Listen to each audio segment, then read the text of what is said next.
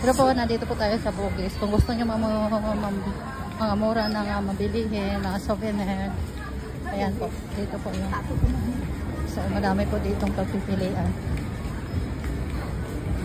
Sari-sari po. Ayan. Ngayon, medyo hindi maraming tao, pero pag Sunday, ang daming tao. Yan o, mga bag. Mga mumura lang yan, mga bag dito. Ayan, mga pambata, mga damit.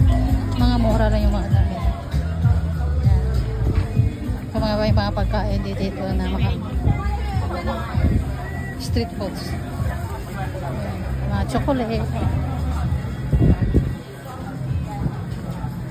Sari-sari po. Mga rilo. Kung gusto nyo yung mga mura na mga rilo, dito na yung makabili. Yan, marami pong pumupunta dito na mga foreigners. Dahil mura lang kasi. Yan na. Yan mga bag. Mga sabay na ng mga bag. 3 for 10. Thank you for watching.